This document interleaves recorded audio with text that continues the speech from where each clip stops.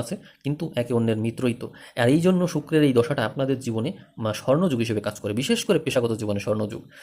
আর এরপরে যখন সূর্যের দশা আসে, তখন সূর্যের দশা থাকে ৬ বছর। তো সেই ক্ষেত্রে আপনি সরকারি আনুকূল্য, প্রশাসনিক ক্ষমতা এবং কর্মক্ষেত্রেও শীর্ষ পদও প্রাপ্ত করতে পারেন। কারণ মঙ্গল হচ্ছে আপনার রাশির অধিপতি। মঙ্গলের মানে বৃশ্চিকটা তো আপনার রাশি, রাশি সাপেক্ষে আপনি হিসাব করে দেখেন, আপনার এই সিংহ হচ্ছে দশম ঘর, কর্মঘর, যার অধিপতি রবি। এবং এই কারণে রবির এই ৬ বছর আপনার কর্মক্ষেত্রে বড় বড় পদ নিয়ে চলে আসে আপনার সামনে।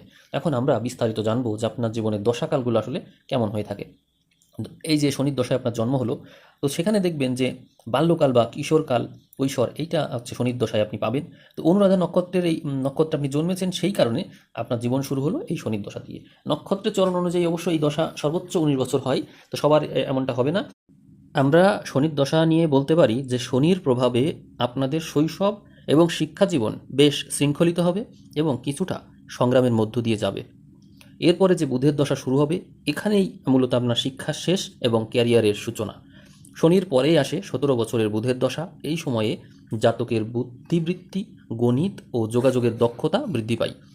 আপনারা খুব অল্প বয়সেই, বিশেষ করে ১৭-১৮ বছর বয়স থেকেই উপার্জন শুরু করতে পারেন। তবে শুরুর দিকে চাকরিতে বা ব্যবসায় কিছুটা অস্থিরতা বা ঘন ঘন পরিবর্তন দেখা দিতে পারে।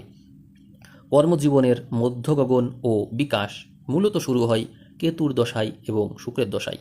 কেতুর দশা থাকে ৭ বছর। এই দশায় আপনার জীবনে, বিশেষ করে কর্মজীবনে, গভীর রূপান্তর ঘটে। গবেষণামূলক কাজ, আইটি বা আধ্যাত্মিক ক্ষেত্রে আপনি যুক্ত থাকলে এই সময়ে খুব ভালো অগ্রগতি হবে। তবে মানসিক অসন্তুষ্টির কারণে কেউ কেউ চাকরি পরিবর্তনের সিদ্ধান্ত নিতে পারে।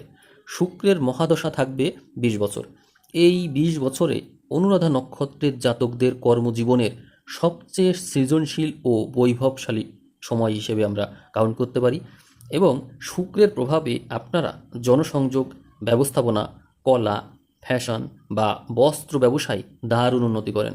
এই সময়ে আপনাদের আর্থিক স্থায়িত্ব আসবে এবং সামাজিক নেটওয়ার্কের মাধ্যমে বড় বড় সুযোগ তৈরি হবে।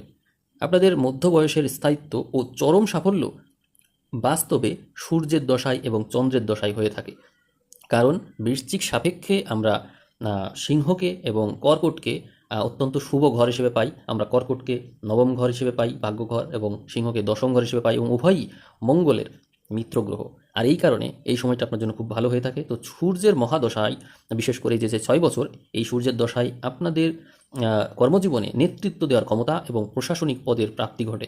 সরকারি চাকরি বা উচ্চপদস্থ ব্যবস্থাপনায় আপনারা দারুণভাবে সফল হন। সাধারণত